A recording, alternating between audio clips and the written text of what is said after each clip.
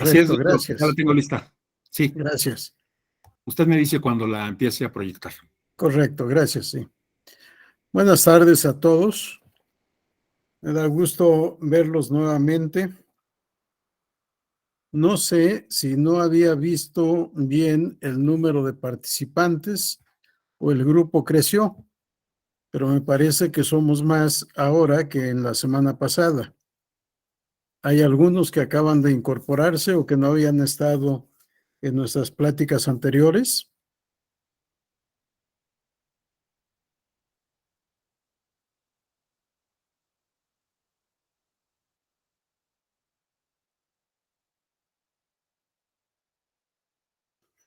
Bueno, el silencio es elocuente. Tal vez no haya ninguna novedad, ningún recién ingreso y yo no haya visto correctamente el número de participantes o somos más de la escuela judicial y aumentó el número. Bien, de lo que hemos estado platicando, de lo que hayan leído sobre el tribunal, ¿tienen algún comentario, alguna observación, alguna duda, algo que decir?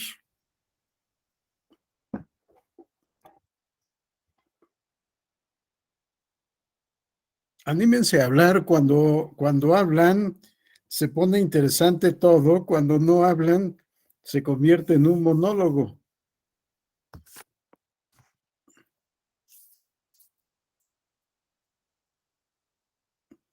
Bueno, hoy vamos a iniciar un tema relacionado con la competencia del Tribunal Electoral del Poder Judicial de la Federación.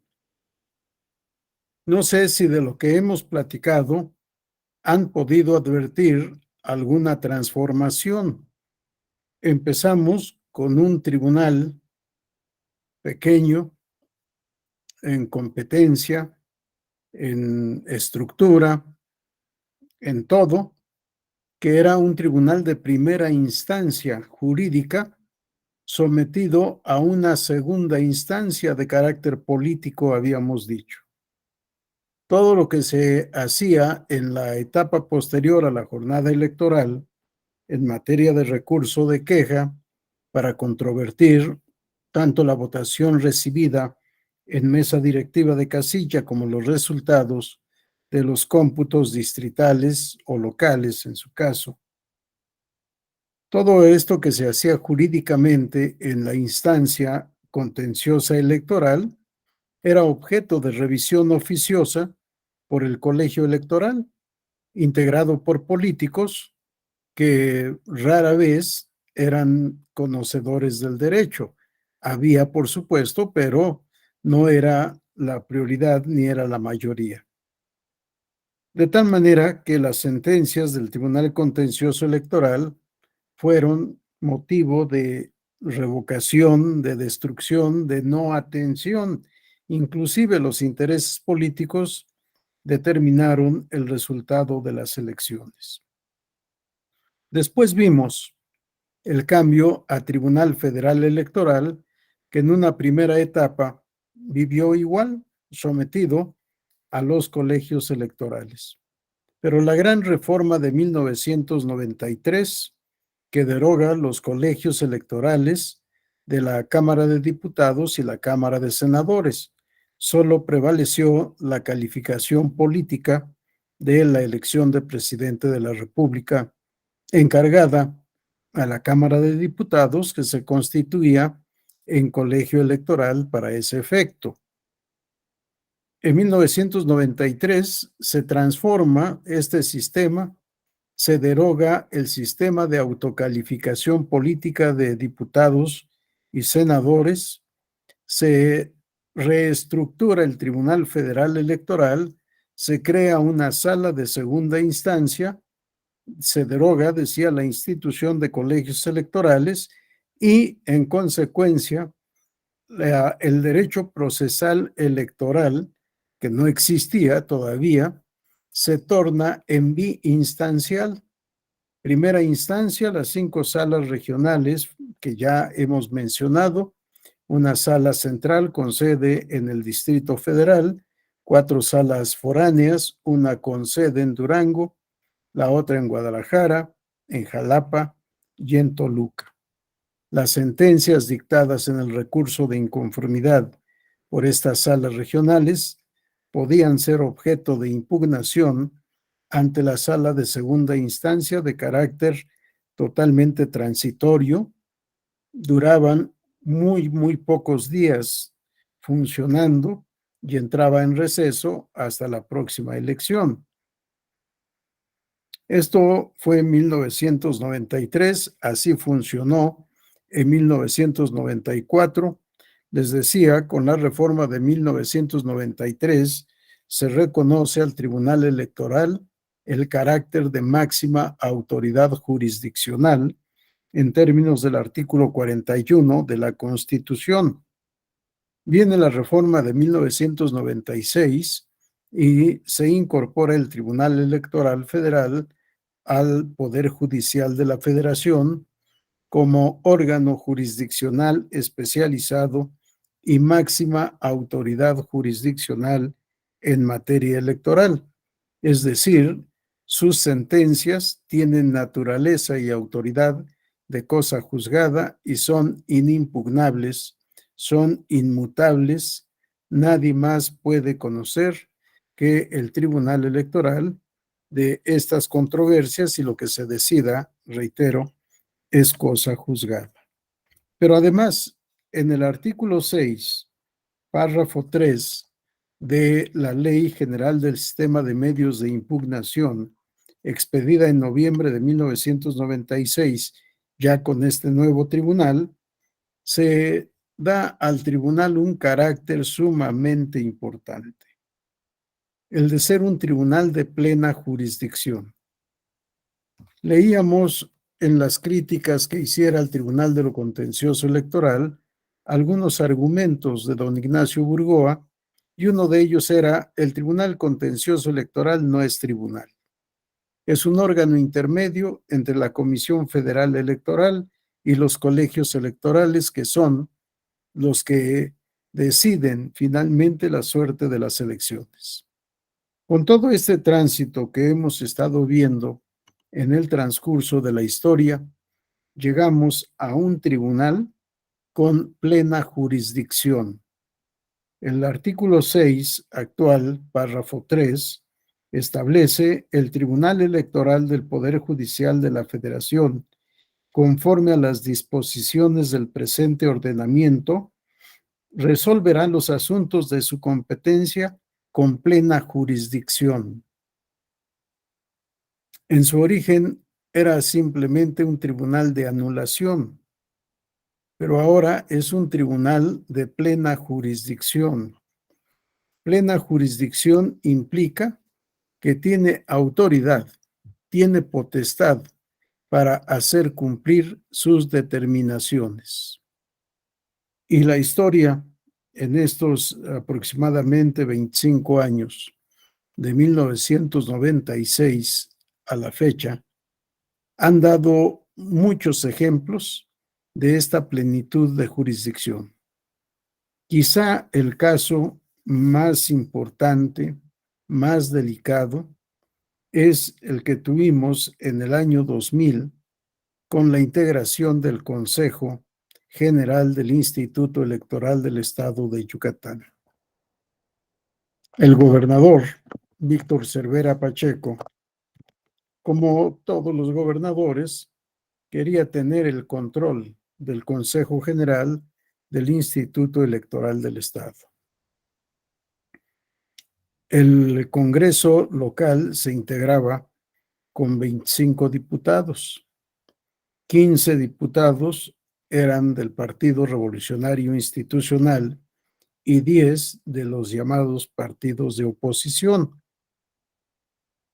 Para poder designar consejeros y magistrados también, en esa época era competencia del Congreso local, se requería una mayoría calificada de las 4/5 partes de los integrantes del Congreso, es decir, 20 votos a favor. Para poder hacer estas designaciones necesitaban constitucionalmente, en el contexto de la Constitución y de la legislación del Estado, necesitaban 5 votos de los 10 diputados de partidos de oposición. La designación que hicieron de consejeros fue por unanimidad de 15 diputados. El Partido de la Revolución Democrática impugnó esa designación. El Tribunal Electoral revocó ese decreto del Congreso del Estado, de designación de consejeros, y les ordenó llevar a cabo la elección de consejeros en términos de su legislación constitucional y local. El Congreso del Estado no acató la instrucción. Incluso la diputada presidenta de la mesa directiva de ese Congreso llegó al grado de declarar, y ahí están los periódicos del Estado, que no cumplirían la orden del Tribunal Electoral, que estaban dispuestos a ser multados todos o a ser arrestados, como que son las medidas de apremio que se prevén en la misma Ley General del Sistema de Medios de Impugnación, artículos 32 y 33, el apercibimiento, amonestación, multa de 50 hasta 5,000 veces el salario mínimo diario general vigente en el Distrito Federal, el auxilio de la fuerza pública y el arresto hasta por 36 horas. Aquí estamos, que nos multen o que vengan por nosotros y nos arresten, pero no vamos a cumplir la sentencia. Se les emplazó, se les dio un plazo, no recuerdo cuál haya sido, para que procedieran a la designación conforme a la legislación del Estado, y no lo hicieron. Por tanto, requerimos que nos enviaran los expedientes de todos los peticionarios, de todos los aspirantes al cargo, para, en la sala superior, llevar a cabo la designación de consejeros. Se les volvió a dar plazo, no cumplieron, nos mandaron los expedientes de todos los aspirantes. Se tenía una lista hecha por el propio Congreso de personas idóneas, aptas para el cargo. Se tomó en cuenta por la sala superior esa lista. Se les dio un ultimátum para hacer la designación, bajo apercibimiento que de no hacerlo lo haría la sala superior en audiencia pública y mediante insaculación, procedimiento que estaba previsto en la legislación del Estado. Ante el incumplimiento, se procedió a insacular a los candidatos para hacer la designación de consejeros. Y se integró así, con 7 consejeros, como estaba previsto en la legislación del Estado, designados todos por insaculación de entre aquellos que el Congreso del Estado había calificado como aptos para ocupar el cargo. Se hizo la designación, el Congreso se negó a tomar protesta a estos consejeros. Ante una consulta de uno de ellos conmigo, le dije que yo no podía decirles, pero que si yo fuera, invitaría a notarios del Estado a la plaza pública más concurrida de la ciudad de Mérida, el día en que hubiese mucho más gente, para que ante el pueblo rindieran protesta y dieran fe de la rendición de protesta los notarios. Les decía, los diputados son representantes de la población del Estado. Si los representantes no aceptan tomar esta rendición de protesta, pues háganla ante los representados, ante el titular de la soberanía. Y uno de estos días, no recuerdo qué día fue, que era los días de trova, en que la gente, tanto de la población como turistas, se reunían, creo que en la plaza de Santa Cecilia. Ahí rindieron protesta mandaron la comunicación al Congreso del Estado y además la Sala Superior ordenó que el financiamiento público, les ordenó a los bancos, que el financiamiento público ya no se entregara a la persona autorizada con antelación por la otra integración del Consejo, sino al nuevo Consejo. En fin, fue algo interesante. El Congreso del Estado reformó la Constitución para crear lo que denominaron el Supercongreso, el Superconsejo, con 8 consejeros más, los 7 designados por la Sala Superior y 8 designados por el Congreso, para hacer un total de 15 y poder con los 8 ganar cualquier votación que hubiera al interior del Consejo General. El PRD promovió acción de inconstitucionalidad para controvertir esas reformas constitucionales y legales del Estado.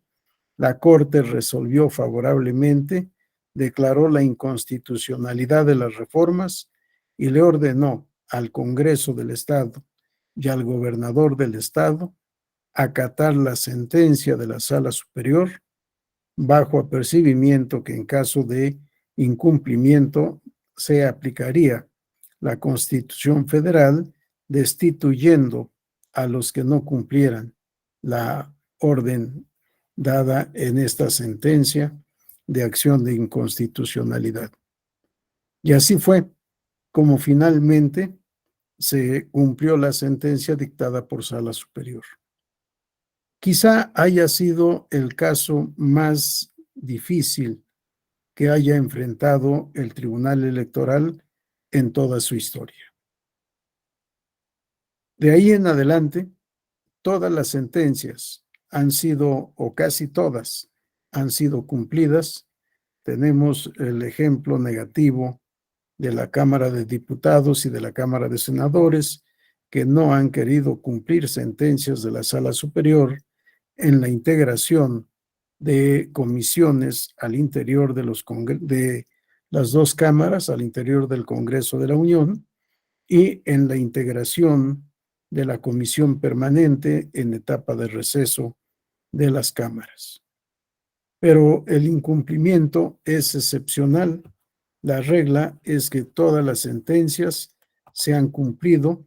Ha tenido que ejercer el Tribunal Electoral esta plenitud de jurisdicción para hacer cumplir sus resoluciones, principalmente sentencias. Bien, vamos ahora después de este breve repaso, ya ante un tribunal de plena jurisdicción capaz de hacer cumplir sus determinaciones, vamos a analizar el ámbito de competencia tanto de la Sala Superior como de las salas regionales. Habíamos dicho en cuanto a su integración que el Tribunal Electoral está integrado por una Sala Superior, 7 salas regionales y una sala regional especializada. 2 salas regionales que yo denomino de circunscripción, salas regionales de circunscripción, que nunca han existido más que en el papel, en la letra de la ley orgánica del Poder Judicial de la Federación, pero nunca en la realidad cotidiana. No se han instalado ninguna de estas 2 salas adicionales, a diferencia de la sala regional especializada, creada también por reforma de 2014, que ha estado funcionando desde esa época. Bien, vamos a hacer la presentación, por favor, Alejandro. ¿Alguna pregunta, comentario u observación que quieran hacer? Bien, si no tenemos ninguna participación, empezamos con la presentación, por favor, Alejandro.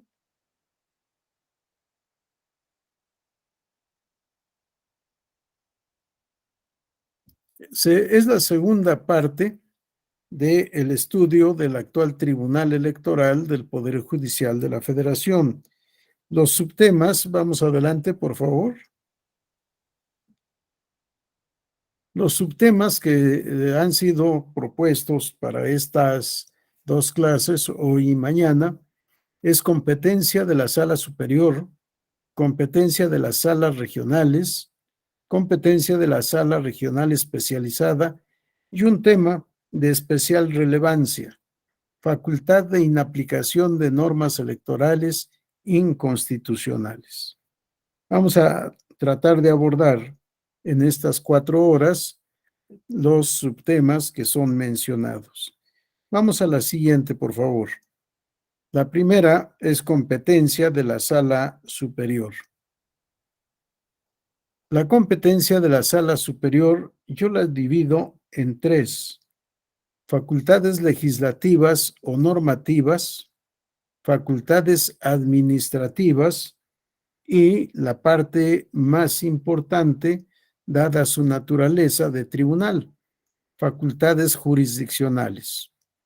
En realidad, el tema facultades jurisdiccionales lo estudiaremos al momento de analizar cada uno de los medios de impugnación. Sin embargo, haremos una breve referencia sobre estas facultades jurisdiccionales. Facultades legislativas. Vamos a la siguiente lámina, por favor.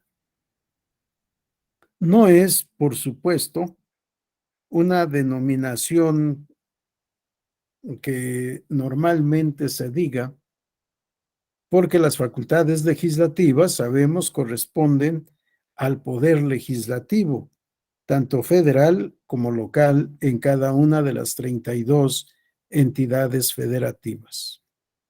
Sin embargo, yo he querido agrupar bajo este rubro, facultades legislativas o normativas, estas 3 posibilidades que tiene la Sala Superior en términos del artículo 99 de la Constitución, en sus párrafos 8º y 10º, y además de lo previsto en la Ley Orgánica del Poder Judicial de la Federación. De la Ley Orgánica del Poder Judicial de la Federación podrán advertir la cita de artículos, o de un artículo sobre todo, y distintas fracciones. ¿Por qué suspendemos la presentación, Alejandro?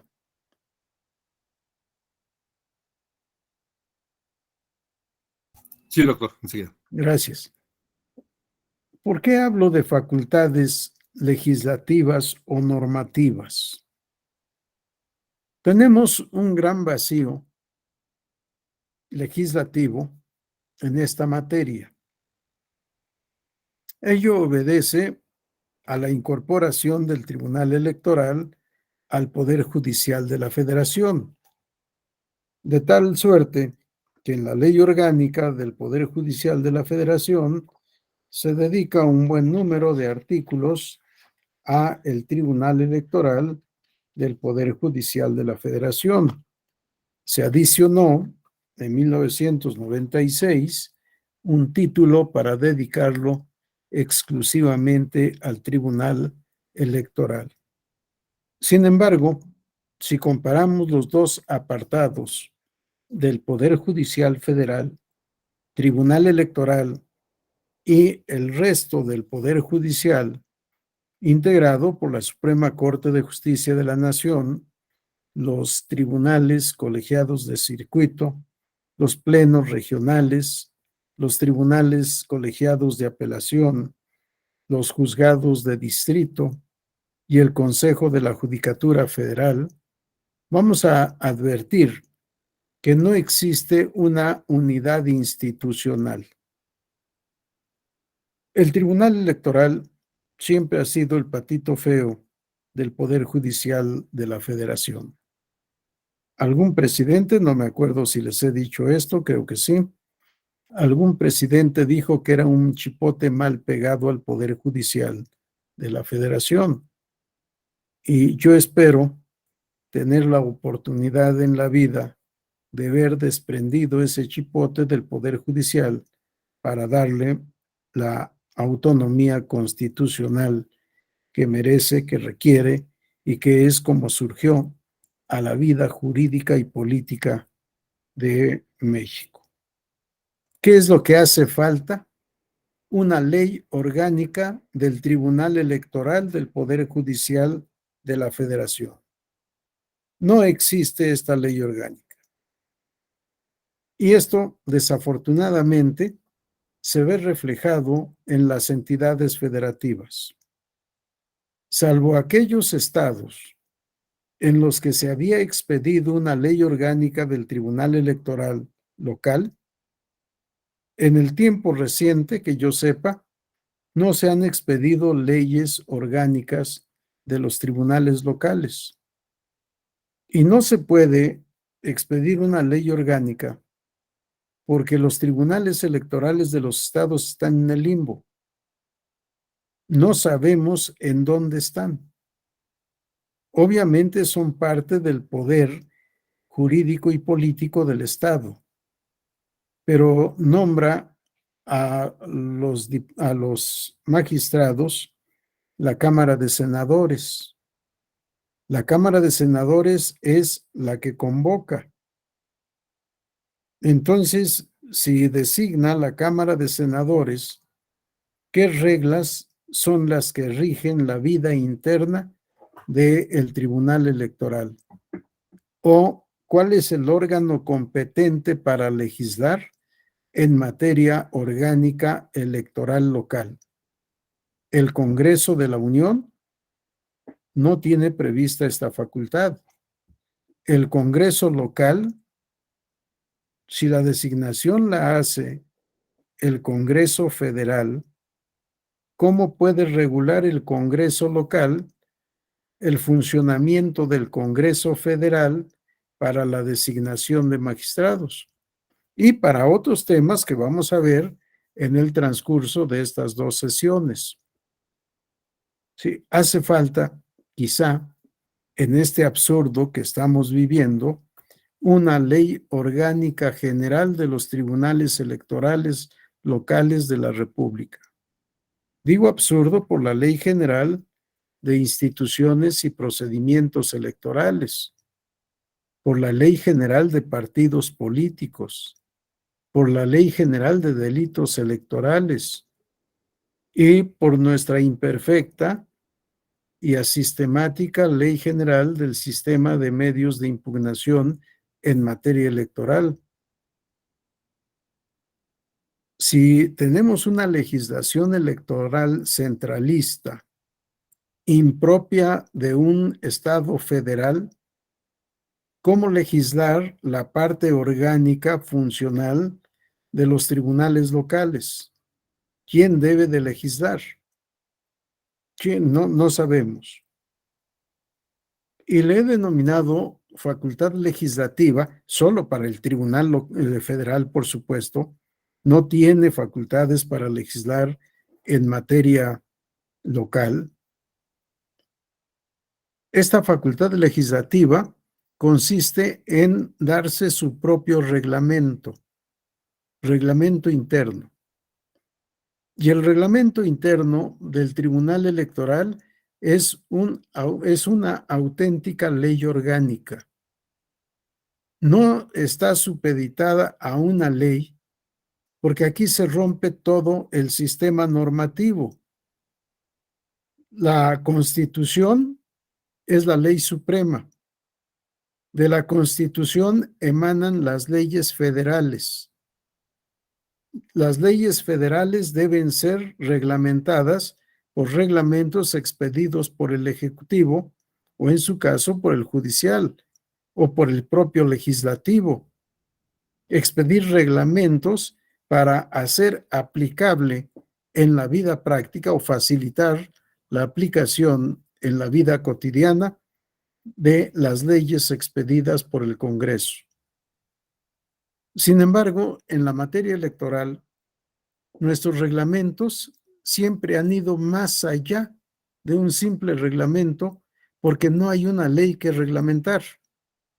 Y hemos elaborado auténticas leyes orgánicas del Tribunal Electoral en sus tres etapas con independencia de las subetapas.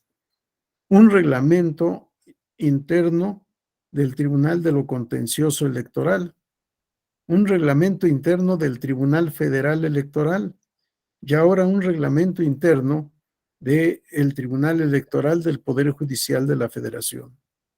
Pero si revisamos su contexto, van a poder advertir que no se trata de un reglamento, sino de una auténtica ley que va más allá incluso de la Ley General del Sistema de Medios de Impugnación en materia electoral.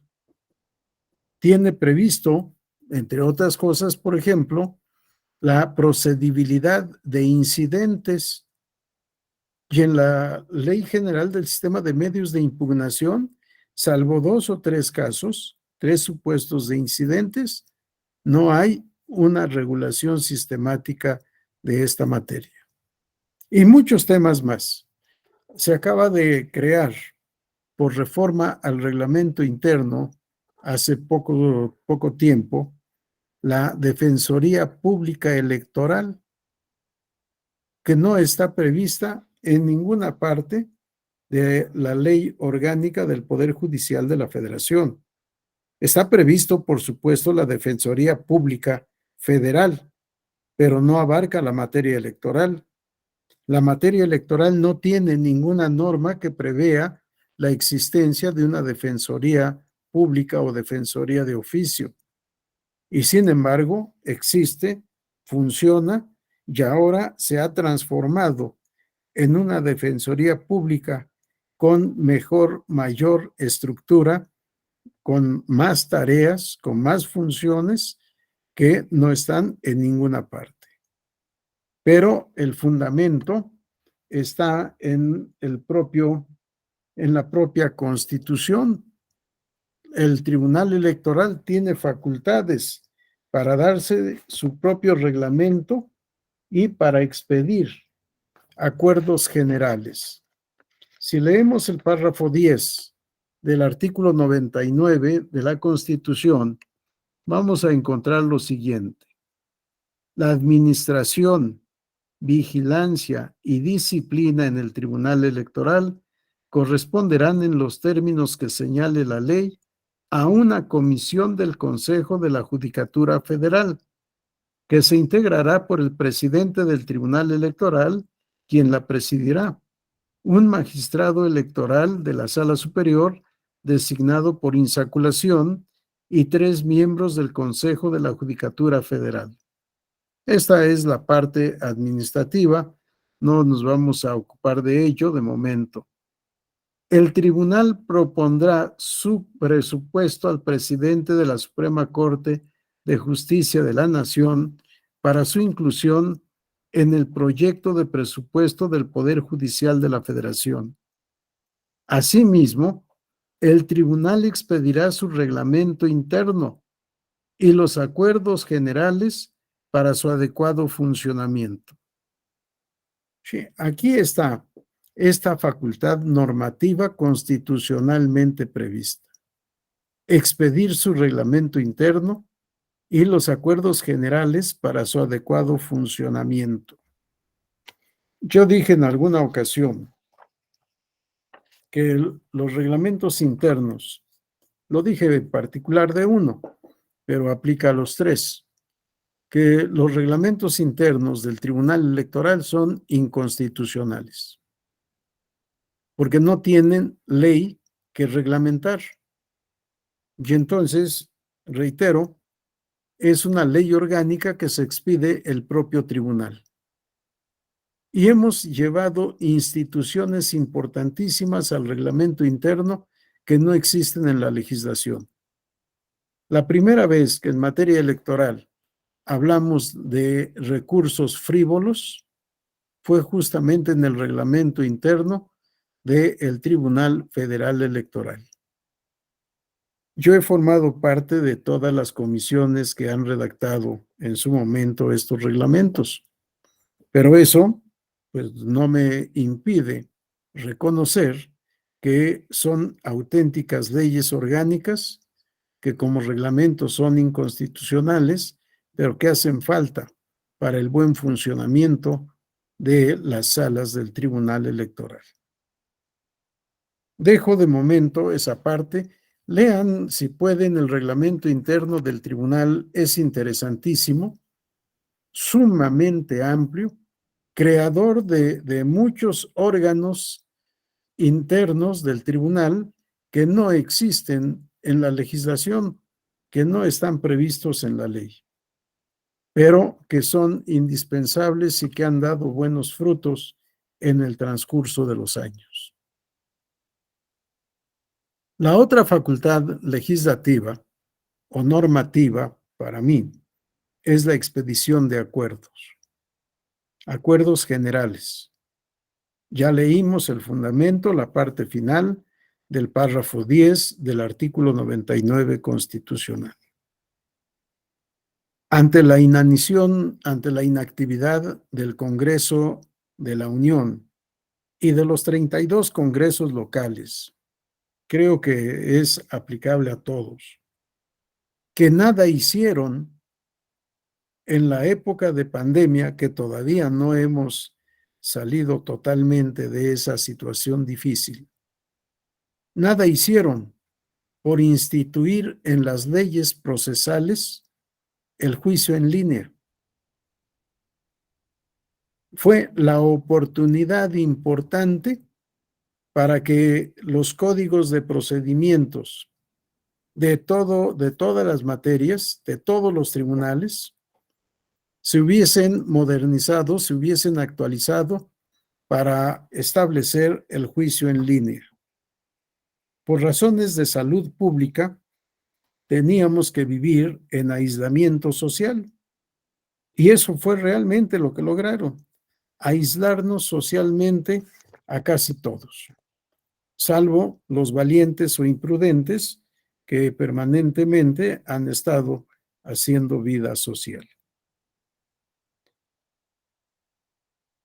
Pareciera que la impartición de justicia no es artículo de primera necesidad en cualquier estado de derecho. Los tribunales cerrados. El Tribunal Electoral, gracias a estos acuerdos generales, pudo continuar sus actividades. Pudo establecer el juicio en línea, no de manera completa, pero sí poco a poco, y la actividad en línea. Desde la casa, cada uno de los servidores públicos cumplir la función que debe cumplir in situ en los edificios del tribunal. Los magistrados sesionando gracias a esta maravilla electrónica de que ahora disponemos. Estos acuerdos generales han permitido que la justicia electoral no se suspenda en la República. Claro, no todos los tribunales tienen los mismos recursos económicos para poder funcionar de esta manera. Desafortunadamente, el dinero no siempre se destina a lo que más urge en el país, sino a otros temas.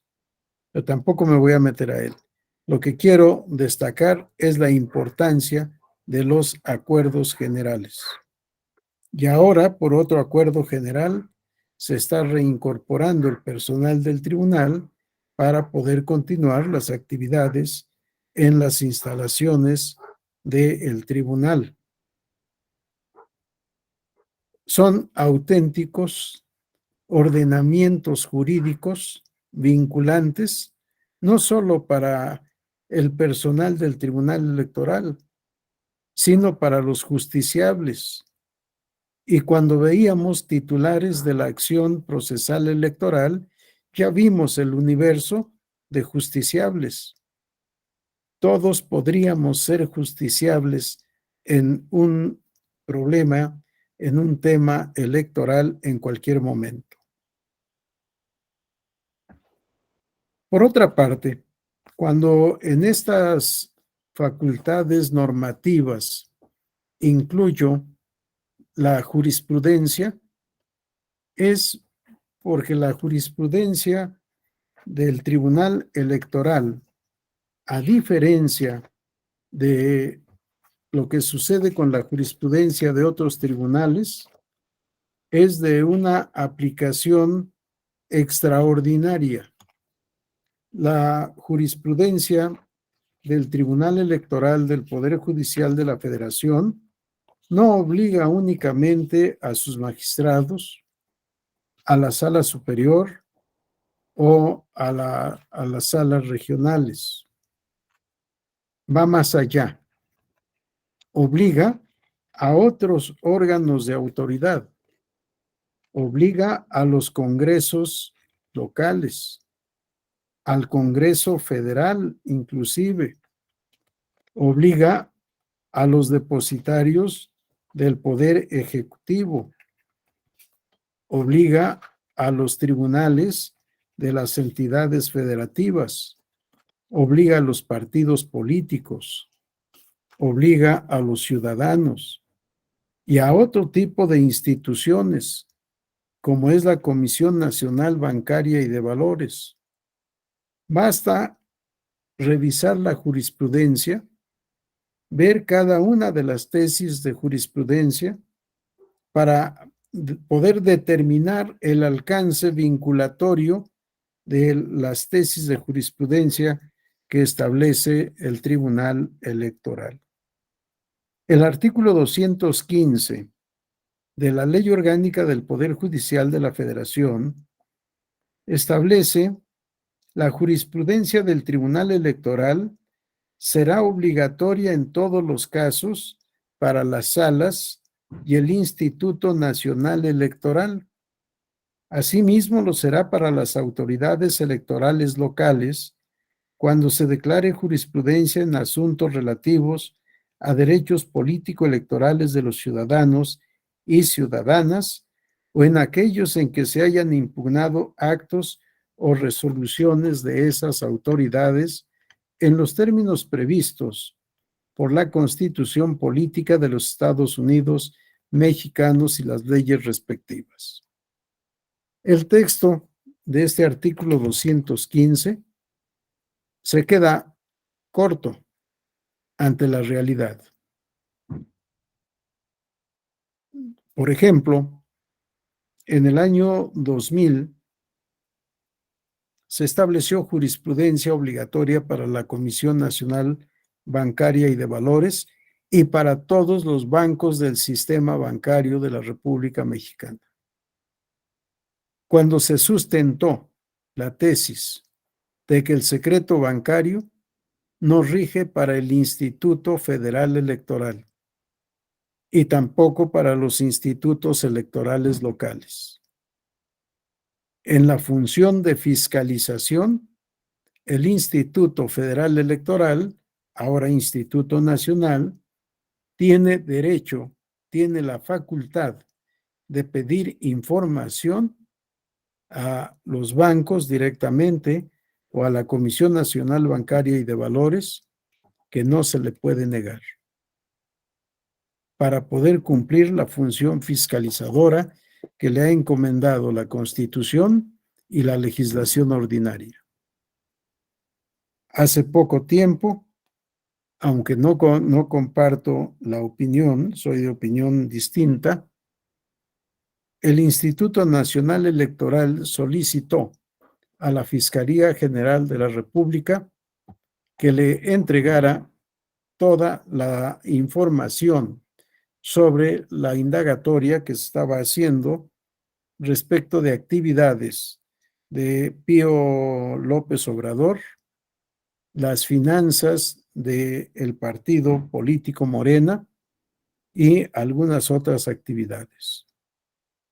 La Fiscalía se negó, alegando el secreto ministerial, y la Sala Superior resolvió que el secreto ministerial no aplica para el Instituto Nacional Electoral a fin de que pueda investigar sobre ingresos y egresos de los partidos políticos. Por tanto, la Fiscalía General de la República, en su caso, y la Fiscalía Especializada para Delitos Electorales están vinculados, están obligados a dar la información que solicite el Instituto Nacional Electoral. No conformes con estas determinaciones, impugnaron la resolución de la Sala Superior ante la Suprema Corte de Justicia de la Nación. Desafortunadamente, cuando no se tiene la intención de aplicar el derecho como es, pues vienen algunas complicaciones. Pero finalmente la información que pedía el instituto ha sido entregada al instituto, no por la Fiscalía, sino por el propio investigado. Pero aquí es en donde podemos ver cómo las sentencias del tribunal, las tesis aisladas y la jurisprudencia se vienen a incorporar al sistema normativo nacional y vinculan no solo a los litigantes del caso concreto, sino a los órganos de autoridad de la Federación, de los estados, de los municipios, de la Ciudad de México, por supuesto, y también a los organismos públicos con autonomía constitucional. De tal manera que esta facultad de carácter normativo, que yo me atrevo a denominar legislativa, es de una importancia excepcional en el sistema democrático nacional para hacer cumplir las determinaciones del tribunal, para aplicar, como el tribunal considera, toda la normativa electoral, convencional, constitucional, legal, reglamentario, convencional interno, sí, todo el sistema normativo aplicable tiene eficacia a partir de lo resuelto por el Tribunal Electoral del Poder Judicial de la Federación. Y ahí están, sin que tengan todo el contenido que en la realidad tiene, el alcance vinculatorio de la jurisprudencia del Tribunal Electoral. Por eso, en esta facultad normativa o legislativa, incluyo la jurisprudencia, los acuerdos generales y el reglamento interno del Tribunal Electoral del Poder Judicial de la Federación. ¿Alguna pregunta, comentario, duda, observación, lo que quieran? ¿No? Todo muy claro. Bueno, hay cosas que difícilmente van a escuchar en otra parte. Yo me atrevo a decir, bueno, no me atrevo ahora, me he atrevido siempre. Todo lo que les estoy diciendo, salvo la actualización, está escrito en mi libro Derecho Procesal Electoral Mexicano, cuya edición última actualizada fue de 2006. Hace 16 años que no lo actualizo, pero la esencia de lo que hoy les he dicho está ahí. La actualización es únicamente sobre nuevos asuntos, pero no sobre facultades. Respecto de las facultades, ahí están, ahí estaban desde 1996 y algunas facultades incluso desde 1987, cuando surgió el Tribunal de lo Contencioso Electoral. Bien, si no hay observaciones, regresamos a la presentación. Si alguien tiene alguna observación, levanta la mano y con mucho gusto le cedo la palabra. Regresamos a la presentación, por favor, Alejandro. Esto que les he dicho lo podrán leer en el artículo 169. Todas las facultades o casi todas las facultades de la Sala Superior las van a encontrar en este artículo 169 de la Ley Orgánica del Poder Judicial de la Federación y 190, párrafo 1, 214 a 217 en el caso de la jurisprudencia del tribunal, que en realidad es jurisprudencia nada más de la sala superior. Las salas regionales, aunque tienen competencia para establecer jurisprudencia, necesitan el visto bueno de la sala superior, si no, no tiene la naturaleza que la ley le atribuye de manera limitada. Espero que tengamos oportunidad de hablar de ese tema en estos días. Adelante a la próxima diapositiva, por favor. Vean el tema de facultades administrativas. Yo creo que voy a tener que hacer una distribución mejor porque aquí pareciera que tenemos solo una mancha con tantas facultades que tiene y me faltó una importantísima. Ya les diré. Vean, las facultades son, por supuesto, no estrictamente administrativas, todas tienen vinculación con la función jurisdiccional. Son realmente facultades administrativas jurisdiccionales.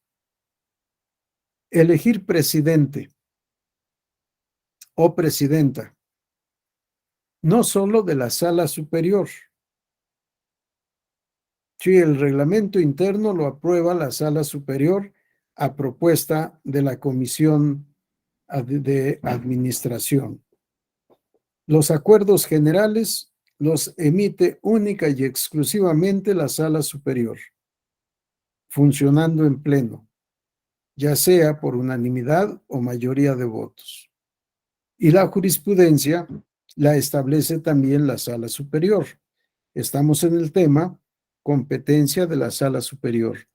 Aunque las salas regionales tienen competencia para establecer jurisprudencia, en realidad, les digo, y lo dije cuando era magistrado también, sufren las salas regionales capitis diminutio en materia jurisprudencial. En primera, porque solo pueden establecer jurisprudencia por reiteración y deben ser 5 casos similares, continuos, resueltos en el mismo sentido, pero deben hacer su propuesta a la sala superior. Y si la sala superior aprueba la propuesta, se constituye en tesis de jurisprudencia, pero realmente lo que le da esa naturaleza es la aprobación de la sala superior y no el trabajo directo, inmediato de salas regionales. Bien, decía, estamos en competencia de sala superior.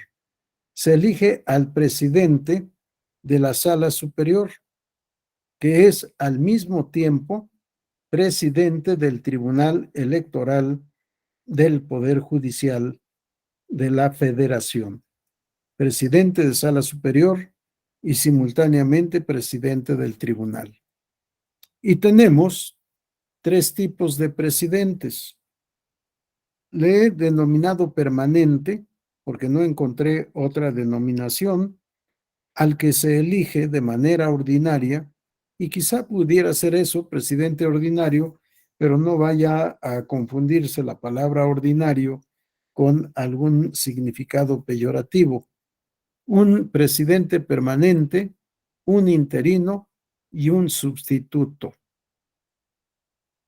El presidente permanente es el que se elige para 4 años. El presidente interino para el caso de ausencia del presidente permanente, si es que esta ausencia se prolonga por más de un mes. Y el presidente sustituto cuando la ausencia del presidente permanente es definitiva. Si ha dejado la presidencia de manera definitiva, no hay sino la necesidad o la posibilidad de elegir a un presidente sustituto que concluya el periodo para el cual fue electo el original presidente o presidente permanente. Las palabras interino y sustituto sí están en la ley. Ahí están citados los artículos 169, fracción quinta, y 171 de la Ley Orgánica del Poder Judicial de la Federación. También tiene facultad la Sala Superior para recibir, aceptar o rechazar la renuncia del presidente.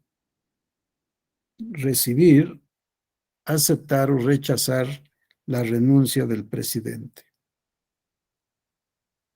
La otra, designar por insaculación, lo leíamos en el artículo 99 de la Constitución, párrafo 10º, designar por insaculación al magistrado o magistrada de la Sala Superior que ha de formar parte de la Comisión de Administración, que es la encargada de la administración del Tribunal Electoral del Poder Judicial de la Federación, de la vigilancia de la actuación de los servidores públicos que están adscritos al tribunal y de la disciplina del personal jurídico.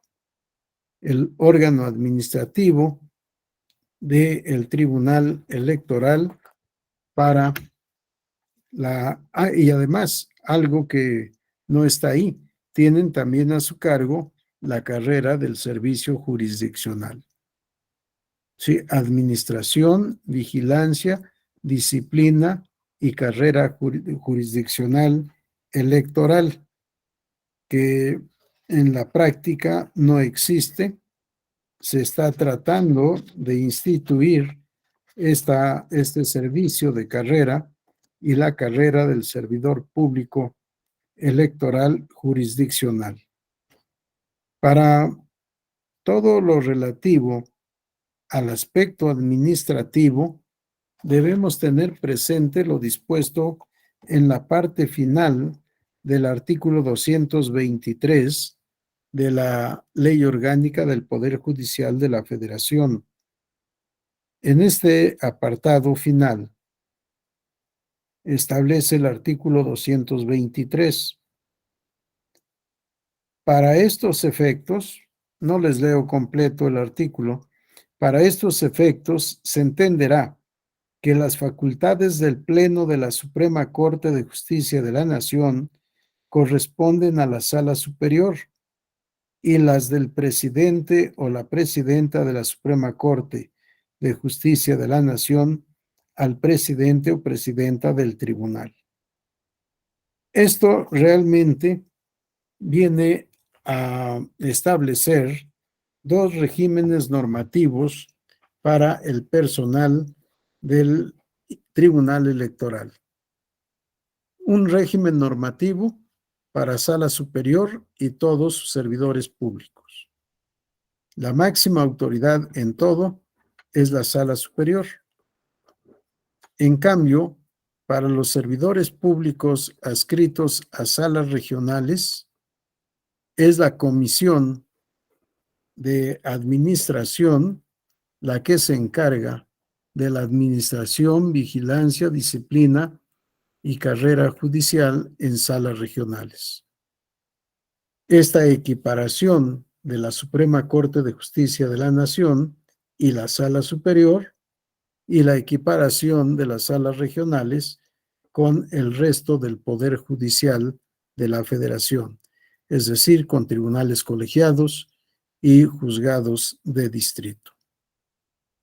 ¿Alguna pregunta, comentario u observación?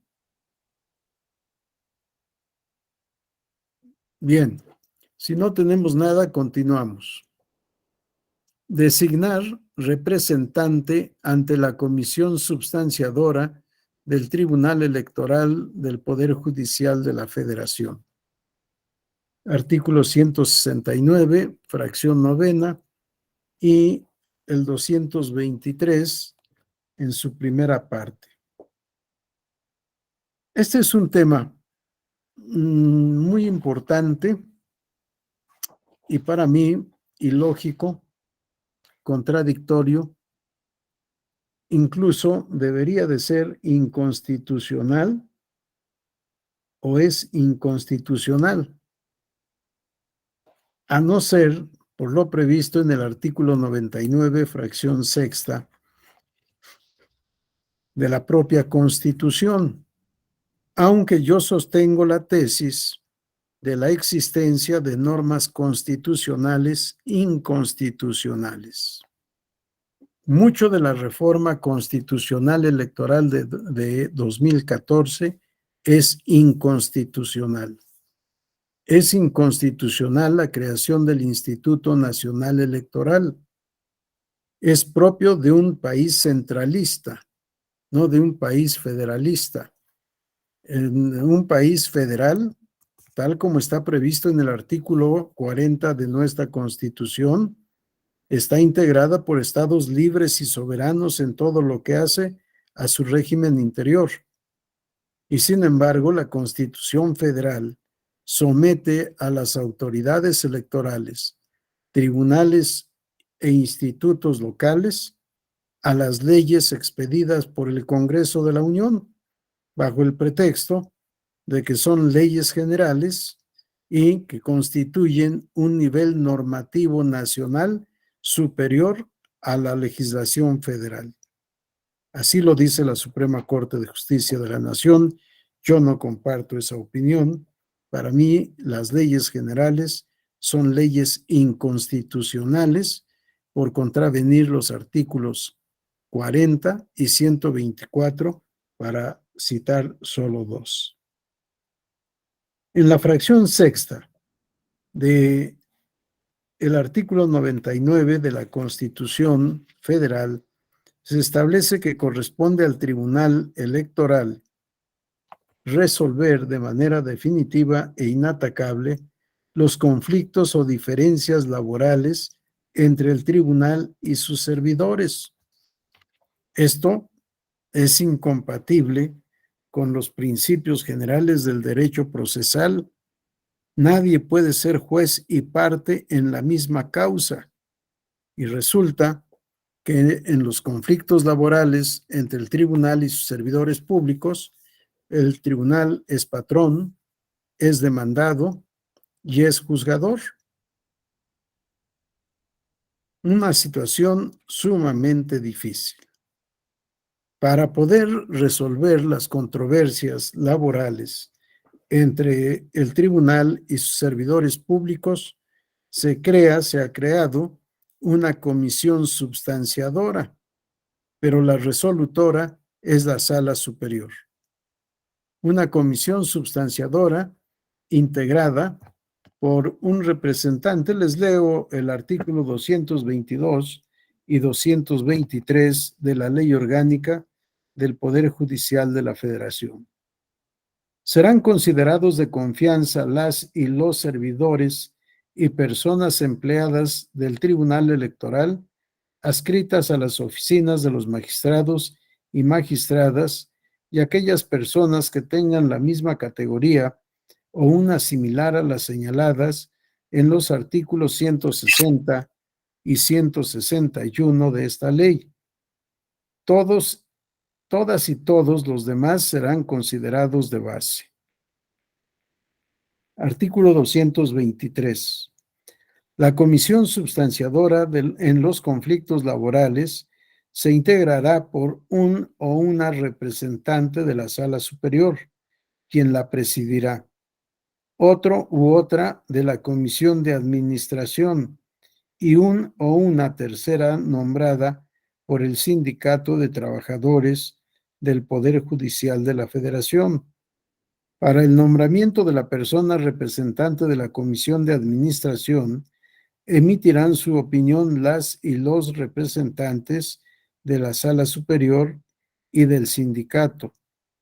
En la substanciación y resolución de los conflictos laborales entre el tribunal y sus servidores y servidoras y personas empleadas, se seguirá en lo conducente lo establecido en los artículos 152 a 161 de la Ley Federal de los Trabajadores al Servicio del Estado, reglamentaria del apartado B del artículo 123 constitucional. Para estos efectos, se entenderá que las facultades del Pleno de la Suprema Corte de Justicia de la Nación corresponden a la Sala Superior y las del presidente o la presidenta de la Suprema Corte de Justicia de la Nación al presidente o presidenta del tribunal. Las y los servidores del tribunal que sean destituidos podrán apelar tal decisión ante la Sala Superior del mismo, sin sujetarse a formalidad alguna, en un plazo de 10 días hábiles, contados a partir de que se le notifique la determinación correspondiente. La Sala Superior resolverá en el término de 30 días hábiles la apelación presentada. Sí, en lugar de darle competencia al Tribunal Federal de Conciliación y Arbitraje para conocer de estos conflictos laborales, es la propia Sala Superior, patrona, demandada y juez la que resuelve estas controversias. Y, por supuesto, tiene un representante en la comisión substanciadora, que solo substancia el proceso laboral para que una vez integrado el expediente, cuando esté en posibilidades de dictar resolución, se envíe a la Sala Superior y es la Sala Superior la que resuelve. ¿Alguna pregunta, duda o comentario? Bien, si no tenemos intervenciones, seguimos con las otras facultades. Conceder licencia a un magistrado o magistrada de la Sala Superior hasta por un mes. A mí me queda duda de quién debe conceder licencia al magistrado de Sala Superior por más de un mes, porque se prevé que ninguna licencia podrá exceder de 6 meses, pero puede ser hasta por 6 meses. Sinceramente, no sé a quién corresponde esta facultad. Nos remite la legislación orgánica a lo previsto en el artículo 98 de la propia Constitución. En la Constitución, artículo 98, y lo vamos a ver en unos minutos con otro tema, establece lo siguiente, artículo 98 de la Constitución. Cuando la falta de un ministro excediere de un mes, el presidente de la República someterá el nombramiento de un ministro interino a la aprobación del Senado, observándose lo dispuesto en el artículo 96 de esta Constitución. Si faltare un ministro por defunción o por cualquier causa de separación definitiva, el presidente someterá un nuevo nombramiento a la aprobación del Senado en los términos del artículo 96 de esta Constitución. Las renuncias de los ministros de la Suprema Corte de Justicia solamente procederán por causas graves. Serán sometidas al Ejecutivo y si éste las acepta, las enviará para su aprobación al Senado. Las licencias de los ministros, cuando no excedan de un mes, podrán ser concedidas por la Suprema Corte de Justicia de la Nación, similar a lo que tenemos para magistrados de Sala Superior. Si las licencias no exceden de un mes, la propia Sala Superior puede otorgarla o rechazarla. Reitero la lectura. Las licencias de los ministros, cuando no excedan de un mes, podrán ser concedidas por la Suprema Corte de Justicia de la Nación. Las que excedan de este tiempo podrán concederse por el presidente de la República con la aprobación del Senado. Ninguna licencia podrá exceder del término de 2 años. Esto tratándose de los ministros. Pero veamos, si excede de 6 meses, podrá ser concedida la licencia por el presidente de la República, con aprobación del Senado. Pero para magistrados de sala superior y de salas regionales, que no son propuestos por el presidente de la República, no les podría aplicar este precepto de que el presidente otorgue esa licencia de hasta por 6 meses, siempre que tenga la aprobación de la Cámara de Senadores. Pedir licencia ante la Cámara de Senadores, pues tal vez para cuando resuelvan, la licencia ya no hiciera falta. ¿Por qué digo la Cámara de Senadores? Porque es el órgano de autoridad encargado de elegir a los magistrados electorales. Si es el que elige, es el que debería, en su caso, tener la facultad de otorgar estas licencias de tanto tiempo, hasta 6 meses, no más, y solo uno en la época de procedimiento electoral, no más de uno. Sí, pero no queda claro ni en la Constitución ni en la ley quién va a autorizar esa licencia por más de un mes y hasta por 6 meses. Lo dejo en la interrogación. Si encuentran la solución, me dicen por favor. Otra facultad administrativa, recibir la renuncia del magistrado de sala superior y o de sala regional y notificarla a la Suprema Corte de Justicia de la Nación. Como pueden advertir, no puede la sala superior aceptar o rechazar la renuncia. Solamente tiene facultad para recibir el escrito de renuncia de cualquier magistrado, de sala superior o de sala regional. No le está permitido, o cuando menos no está previsto, que se pueda oponer a la renuncia. Lo único que está previsto es que una vez que ha sido recibido el escrito de renuncia del magistrado de sala superior o sala regional, debe notificarla a la Suprema Corte de Justicia de la Nación, para que la Suprema Corte actúe como en derecho corresponda. ¿Qué es lo que corresponde en derecho? Pues seguramente notificarle a la Cámara de Senadores, que es la designadora, que X magistrado o magistrada ha presentado su renuncia para efecto de que ejerza sus facultades de designación. Pero para ello también se requiere que la propia Suprema Corte, al tomar conocimiento de esa renuncia, pueda llevar a cabo la convocatoria correspondiente para designar al suplente.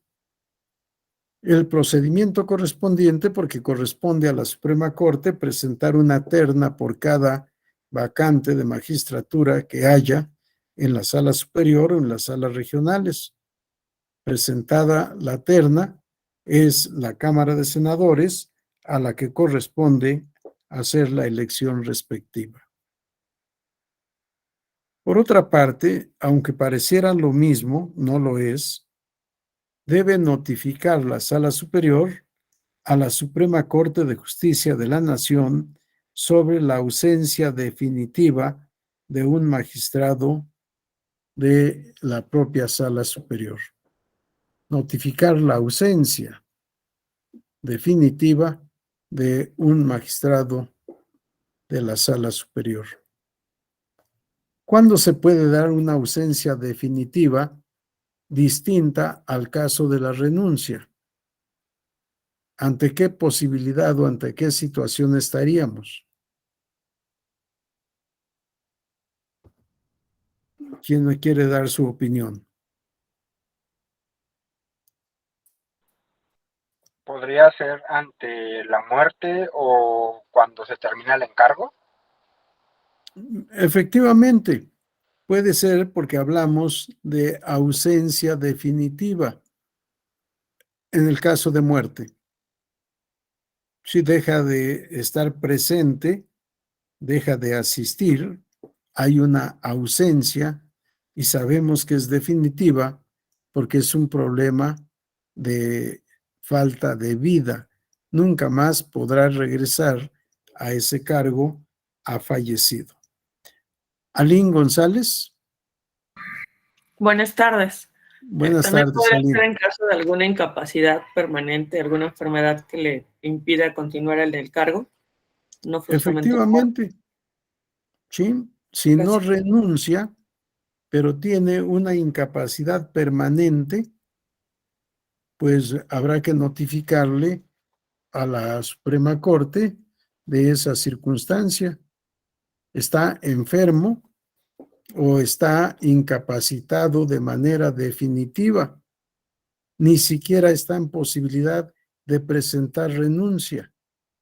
O está mal, pero no renuncia. Y ya lleva ausente tanto tiempo.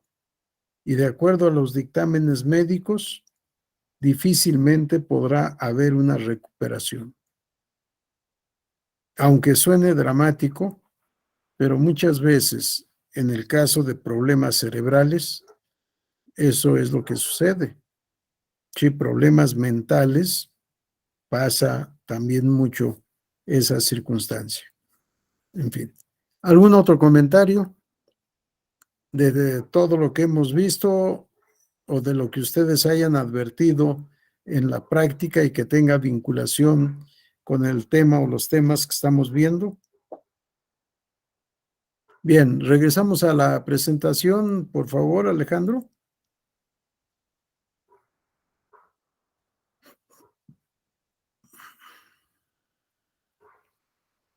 Bien, tenemos también el caso de conceder o negar licencia a los servidores públicos. Otra facultad administrativa en términos de los artículos 210, 223 y 244 a 156, 144 a 156, todos de la ley orgánica. Esta es una facultad que no está expresamente prevista en el artículo 169, como tampoco está prevista expresamente en el 169 la recepción de la renuncia de un magistrado de la Sala Superior y su notificación a la Suprema Corte. Está en los artículos 208, inciso A, y 209, inciso A de la misma ley orgánica. La ausencia definitiva, igual no está prevista esta facultad de notificación en el artículo 169, sino en los artículos 208, inciso B, y 209, inciso C. Decíamos, la otra es conceder o negar licencia a los servidores públicos adscritos a la propia Sala Superior. Y la designación del secretario general de acuerdos y del subsecretario general de acuerdos. Es una facultad administrativa también, designación de secretario y subsecretario general de acuerdos. Vamos a la lámina siguiente, por favor.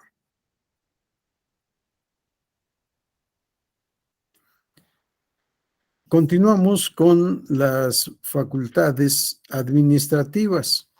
Instituir los comités necesarios para el cumplimiento de sus atribuciones. Actualmente, aunque la designación fue hace algunos meses, actualmente tenemos el funcionamiento de una comisión para el fortalecimiento. Yo le agrego para el fortalecimiento institucional, comisión para el fortalecimiento, que está haciendo un trabajo extraordinario para escuchar de manera seria las intervenciones de destacadas personalidades con experiencia en materia electoral que han estado incorporados a la materia electoral, ya sea en el instituto, en la Fiscalía o bien en el propio Tribunal Electoral. Y también, por supuesto, se ha recurrido a la opinión de juristas serios que tienen algo que decir o algo que proponer para el fortalecimiento del Tribunal Electoral del Poder Judicial de la Federación. Si facultad de la Sala Superior, instituir los comités necesarios para el cumplimiento de sus atribuciones. Otra facultad que tiene es en el contexto del derecho disciplinario. Imponer correcciones disciplinarias a los servidores públicos. Esto está previsto en los artículos 200 y 223 que ya habíamos leído de la misma ley orgánica.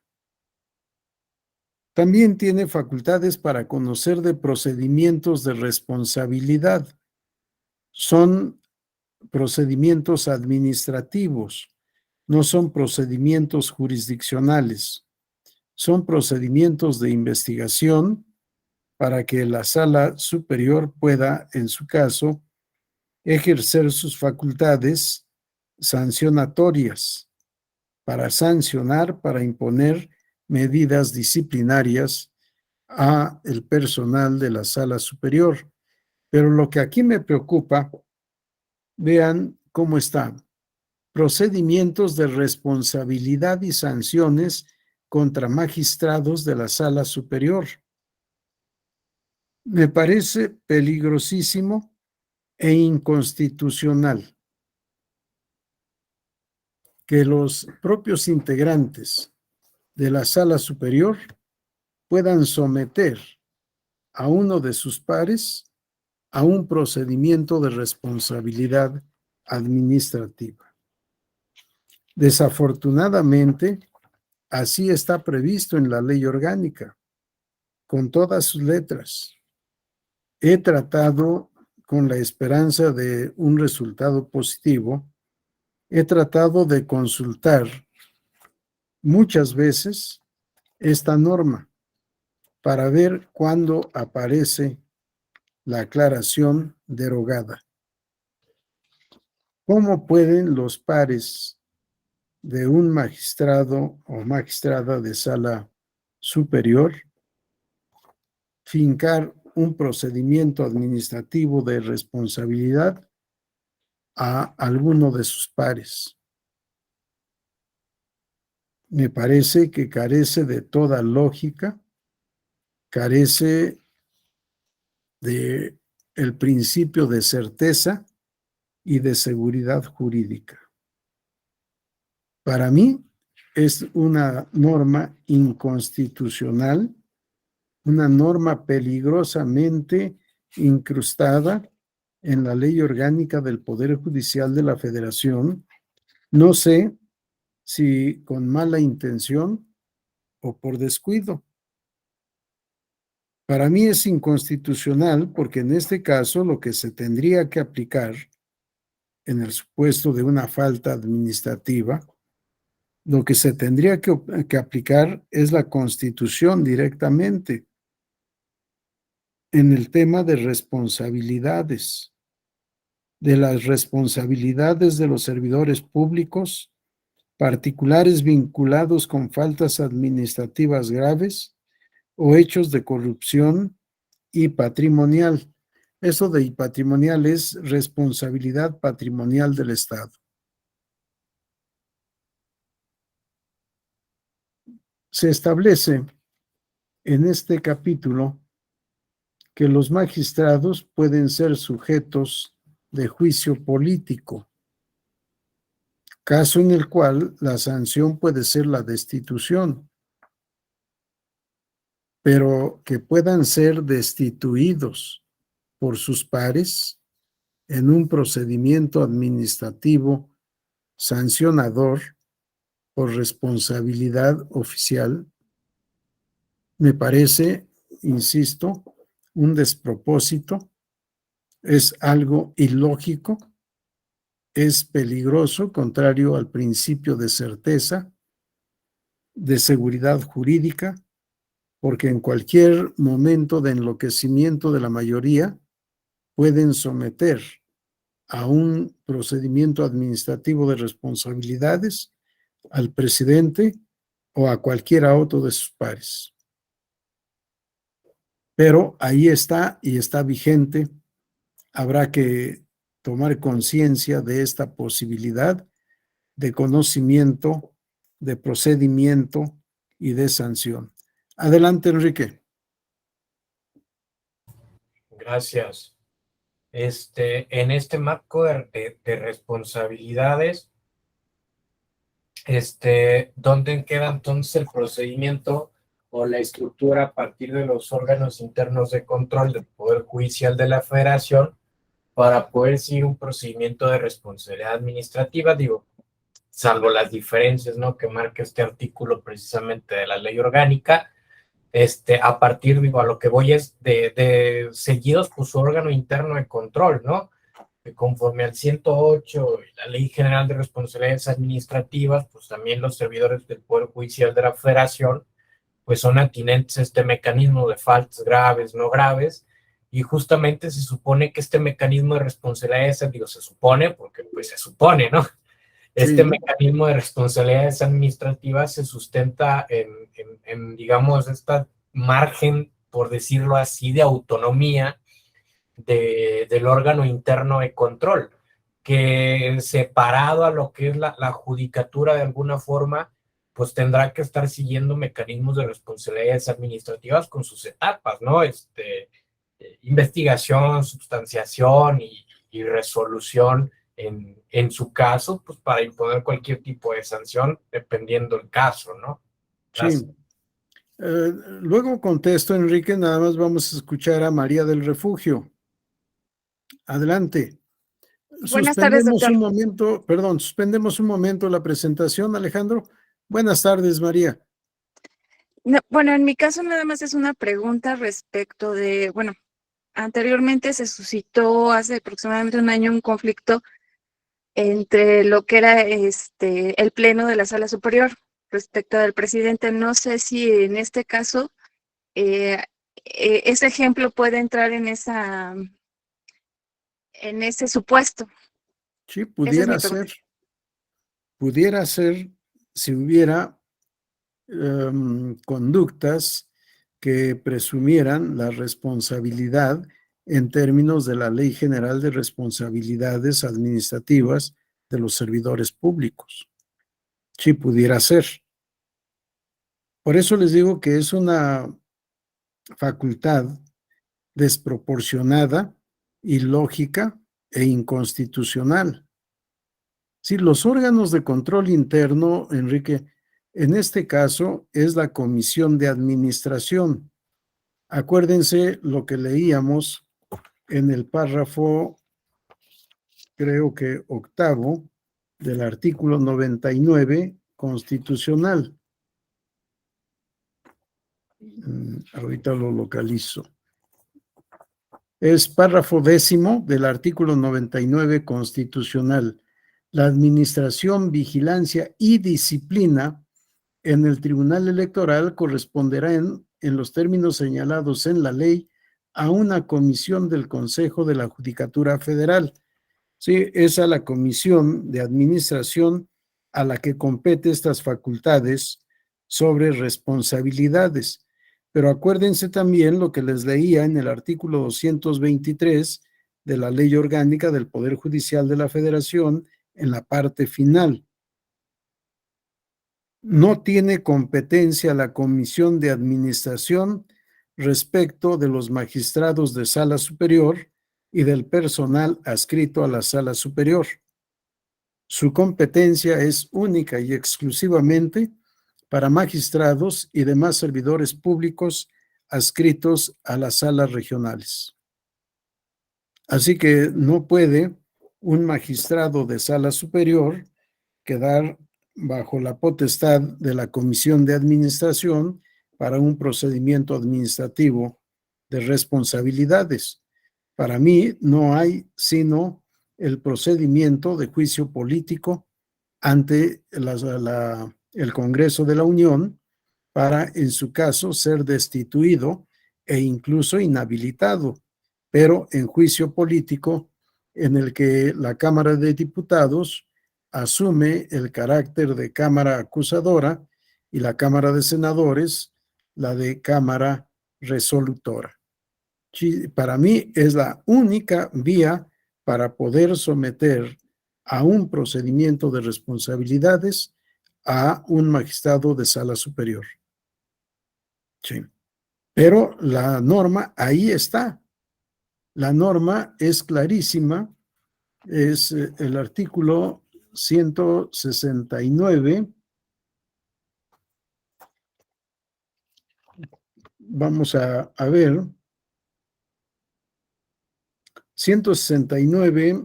Apercibir, amonestar e imponer multa. Esta es otra.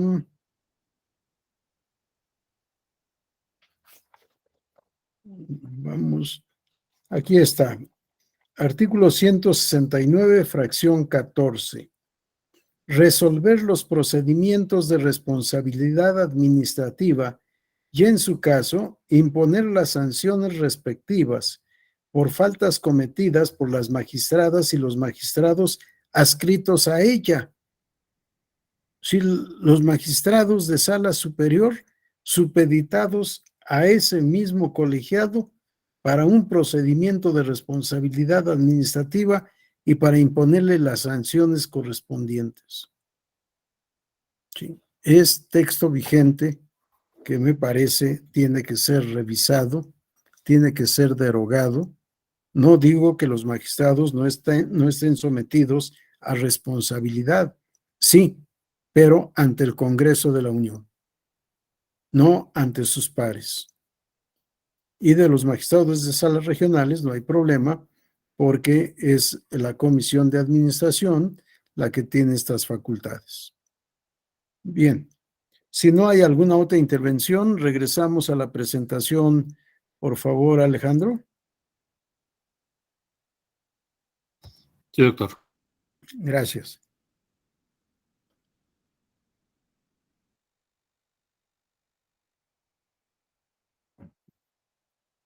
También tiene facultades para determinar días y horas para las sesiones de la sala superior. Por supuesto, tenemos que recordar que tenemos disposición expresa en el artículo 7 y 24 de la Ley General del Sistema de Medios de Impugnación en materia electoral relacionadas con esta facultad, y que en procedimientos electorales todos los días y horas son hábiles. ¿Sí? De tal manera que lo que estamos aquí señalando es facultad para determinar días y horas para sesiones públicas o sesiones privadas, pero es única y exclusivamente para sesionar, para que sesionen los integrantes del Pleno de la Sala Superior. Otra facultad, delegación de competencia para las salas regionales. En aquellos casos en que haya establecido tesis de jurisprudencia, la Sala Superior tiene facultades para delegar el conocimiento de asuntos de su competencia a las salas regionales. Lo mismo se establece en la ley orgánica, que esto debe ser de manera cuidadosa, racional, para tratar de resolver con la mayor brevedad posible en tiempo todos los asuntos de la competencia de la sala superior. No tendrían las salas regionales más deber que aplicar la tesis de jurisprudencia al resolver los casos concretos. No me gusta tampoco esta facultad. Para mí, la sala superior tiene personal más que suficiente y ha tenido todo el tiempo personal más que suficiente para hacerse cargo de todos los asuntos. Y además, Si quieres, suspendemos un momento la presentación, Alejandro, por favor. Además, tenemos una institución procesal sumamente importante para poder resolver rápidamente todos los asuntos. ¿Alguien tiene idea de cuál es esta institución?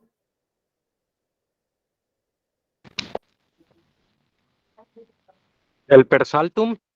No. No, la acción per saltum es al revés. Que está mal también nuestra tesis de jurisprudencia. La acción per saltum es una excepción para no agotar las instancias ordinarias y ocurrir directamente a la instancia federal. Esa es la acción per saltum. Aquí de lo que hablamos es delegación, asuntos que son de la competencia originaria de la sala superior, que la sala superior decide sean las salas regionales las que resuelvan. Procede el ejercicio de esta facultad siempre que sobre la materia la sala superior ya haya establecido criterio jurisprudencial y en consecuencia que para resolver no haya más que aplicar la tesis de jurisprudencia.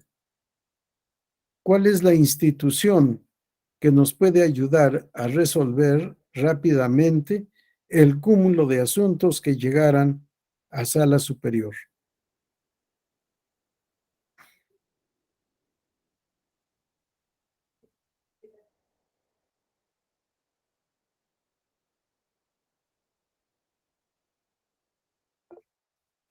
Adelante, Gustavo. Pudiera ser mediante sus acuerdos generales que emite el pleno de la sala para fijar la competencia y surtir los asuntos respectivos. Sí, no. ¿Cómo hacerle para resolver rápidamente todos los asuntos de su competencia? Porque un acuerdo general nada resuelve. El acuerdo general es funcional. Y aquí estamos ante un problema procesal. ¿Cómo le hacemos para resolver pronto una gran cantidad de asuntos?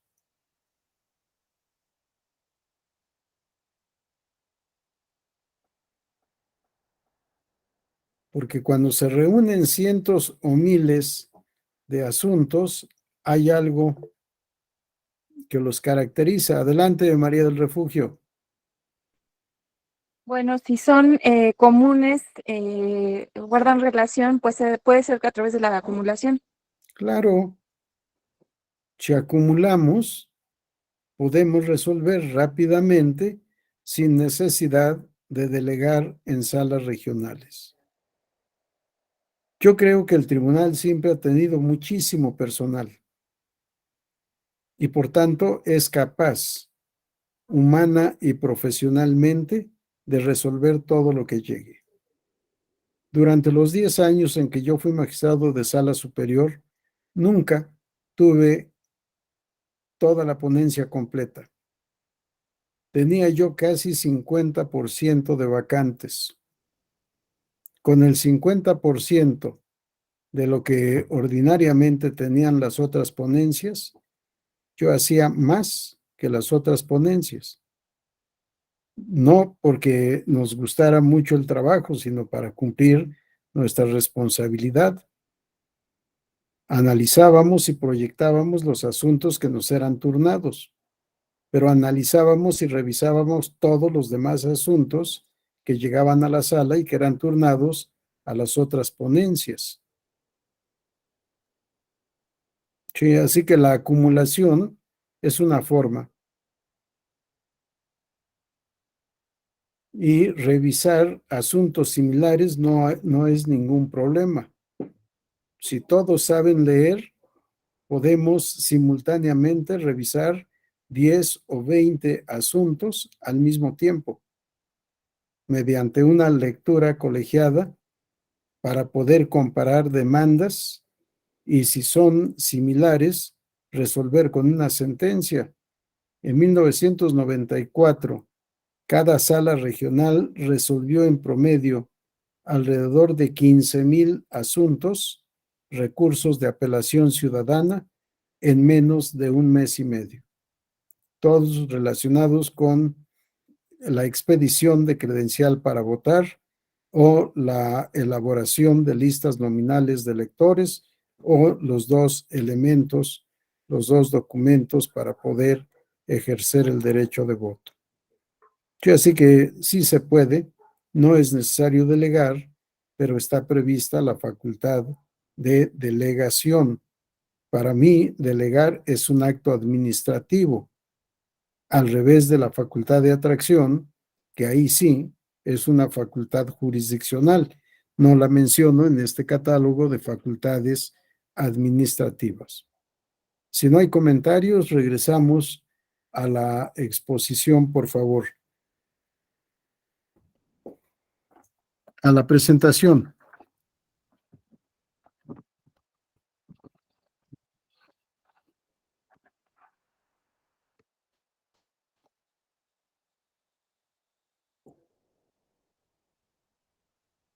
Gracias, Alejandro. Otra facultad administrativa, para mí no es jurisdiccional, es administrativa, que debería de hacer el Consejo General del Instituto Nacional Electoral. El cómputo nacional de la elección de presidente de los Estados Unidos mexicanos. ¿Alguien se acuerda qué es el cómputo?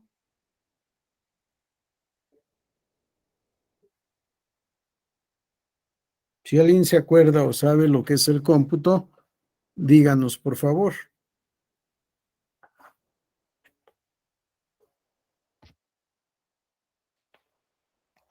Nadie tiene el conocimiento de lo que es el cómputo.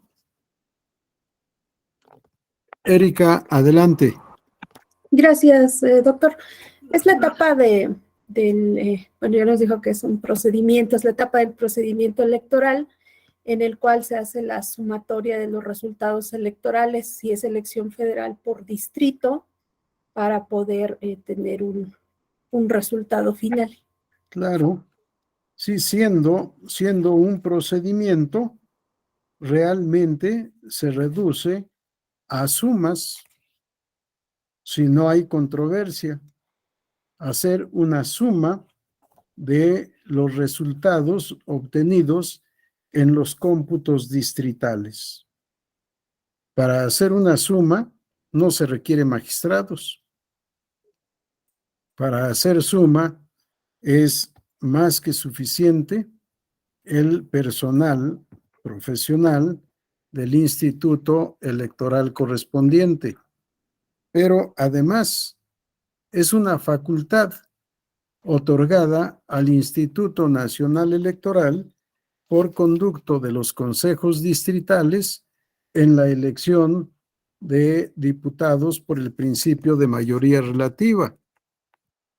Es una facultad otorgada a los consejos locales en la elección de senadores por el principio de mayoría relativa. Si esta facultad de cómputo es otorgada al Instituto Nacional Electoral en la elección de diputados y senadores, ¿por qué no otorgarles la misma facultad para la elección de presidente de la República? Es una facultad administrativa, no es una facultad jurisdiccional. En consecuencia, habría que respetar las funciones sistemáticas del Instituto Nacional y otorgarle esa facultad, que además ya tiene en la ley, y duplicamos, para agravio de la certeza jurídica, duplicamos. El instituto, el Consejo General, hace, y ni siquiera el Consejo General, el secretario hace el cómputo nacional y el Tribunal Electoral hace el cómputo nacional. Y puede haber muchas diferencias y llevar a la desconfianza a los electores, más aún cuando la diferencia entre primero y segundo lugar es mínima. ¿Por qué? Porque el secretario del Instituto Nacional Electoral hace el cómputo a partir de los resultados asentados en las actas de cómputo distrital de los 300 distritos electorales.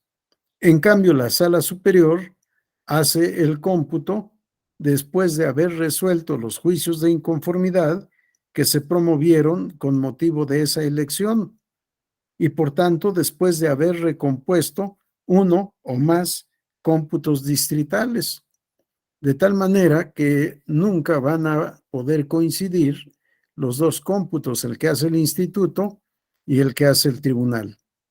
Y en nuestra feria de desconfianza electoral, pues no hacemos más que fomentar, alimentar esa desconfianza. Veamos lo que establece el artículo 326 de la Ley General de Instituciones y Procedimientos Electorales.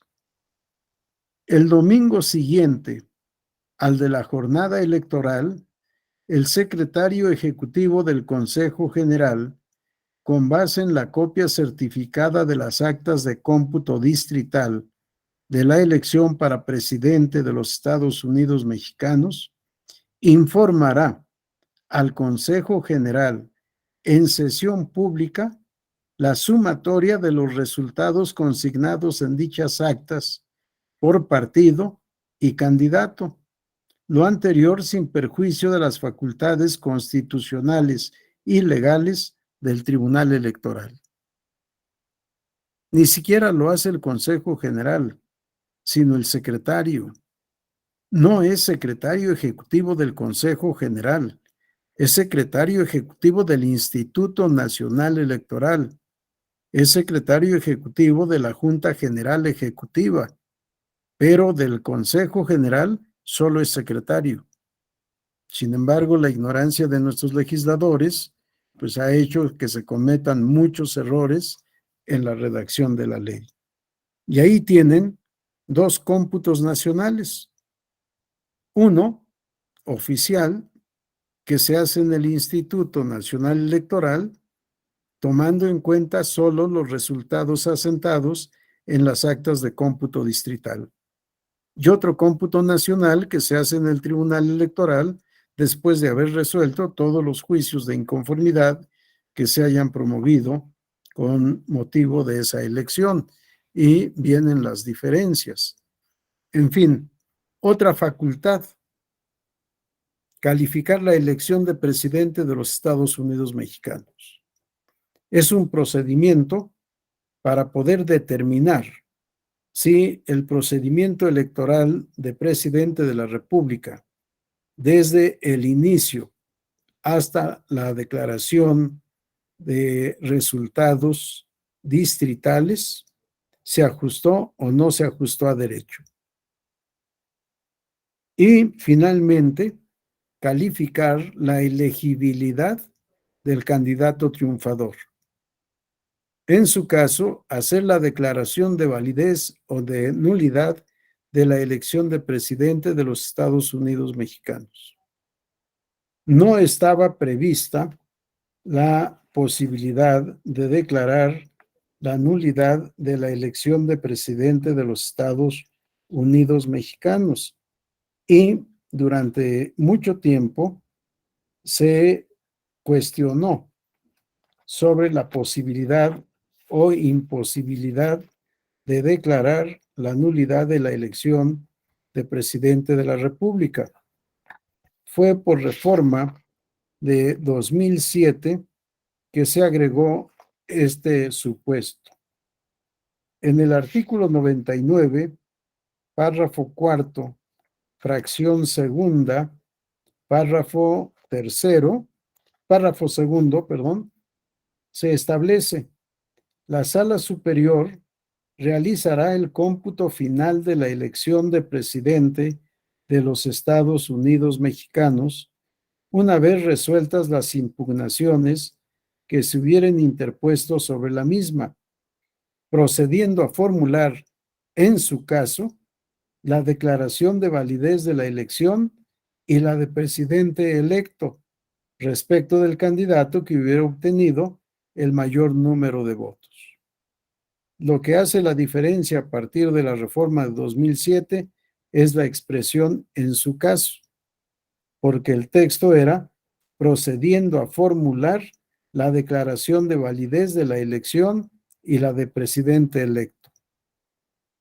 Si pareciera que era un mandato declarar la validez de la elección, sin posibilidad de declarar la nulidad. Y ahora se dice procediendo a formular, en su caso, la declaración de validez, o en su caso, la declaración de nulidad de la elección de presidente de la República. Y se califica también la elegibilidad del candidato triunfador. Otras dos facultades administrativas: nombramiento de todos los servidores públicos adscritos a la Sala Superior. Y, en su caso, aprobar al secretario o secretaria que será magistrado por ministerio de ley en sala regional por más de 30 días. Son estas facultades administrativas. Las facultades jurisdiccionales, si nos da oportunidad el tiempo, las veremos el día de mañana. Si no nos da oportunidad, las veremos al estudiar cada uno de los medios de impugnación en la materia electoral. ¿Alguna duda, comentario, observación que quieran hacer? Vamos a ver nada más la diapositiva siguiente, por favor, Alejandro, para ver en dónde nos quedamos y continuar el día de mañana. Sí, es correcto, ya empiezan las facultades de salas regionales. Bien, suspendemos la presentación, por favor, Alejandro. Sí. ¿Alguna duda, pregunta, comentario, observación? Lo que ustedes determinen. Adelante, Erika. Gracias, doctor. En este tema de que se califica la elegibilidad de, en este caso, la persona que resultó electa, presidente o presidenta, ante estas reformas que hay sobre violencia política y que si se acredita o se pierde, más bien si se pierde el modo honesto de vivir por cuestiones relativas a violencia política en razón de género, ¿qué opinión le merece? Gracias. Un tema bastante delicado, Erika. Yo sinceramente no comparto la determinación de los señores magistrados. Claro que ellos son los que resuelven, ellos son los que deciden. Pero si pensamos que por violencia política en contra de las mujeres, por razón de género, si por ello se pierde el modo honesto de vivir, con ello se estaría perdiendo la calidad de ciudadano. Y si no se es ciudadano, pues evidentemente no se puede ser candidato. Y si indebidamente fue designado candidato, al calificar la elección, como dices, lo tendríamos que declarar inelegible. ¿Y en dónde está el fundamento constitucional para esa inelegibilidad? Para mí, las causas de inelegibilidad deben estar previstas en la Constitución. Si el artículo 34 establece: son ciudadanos de la República los varones y las mujeres que, teniendo la calidad de mexicanos, reúnan además los siguientes requisitos: 1, haber cumplido 18 años, y 2, tener un modo honesto de vivir. Al no tener modo honesto de vivir, porque ya se perdió jurídicamente, se estaría perdiendo la ciudadanía. se estaría perdiendo la elegibilidad. Y si no mal recuerdo, en Chihuahua, en la legislación del estado, ya está así previsto en la ley. Se pierde ese modo honesto de vivir cuando sean deudores alimentarios y cuando hayan cometido violencia política contra las mujeres en razón de género. Si para mí es inconstitucional una determinación así. Pero vamos a ver qué pasa en las próximas elecciones, porque creo que la lista de personas que han incurrido en esta conducta antijurídica, reprobable por supuesto, pero de ahí a declarar la inelegibilidad, no sé hasta dónde sea sustentable. Si tengo mis dudas. Ya veremos qué pasa cuando se presente el caso. Y quizá esto lo veamos en 2023 en Coahuila o en el Estado de México, porque seguramente en la lista nacional de infractores habrá algunos ciudadanos de estas dos entidades federativas que quieran participar en la elección como candidatos a algún cargo de elección popular. Ya veremos cómo se aplica en la práctica. Sí, para mí me generan muchas dudas. Gracias por el comentario, Erika. Si no tenemos ningún otro comentario, daremos por concluida la sesión de hoy. Son 7 de la noche con 2 minutos y continuamos el día de mañana con ámbito de competencia de las salas regionales. Regresamos a sala superior sobre facultades jurisdiccionales si nos da oportunidad el tiempo. Nos veremos mañana. Que tengan buena noche. Buenas Gracias, noches. profesor. Buenas noches a Muchas todos. gracias. Hasta luego. Buenas noches, doctor. Buenas Mañana, noches a doctor. todos. Gracias, Alejandro. Buenas noches. Por nada, doctor. Buenas noches, doctor.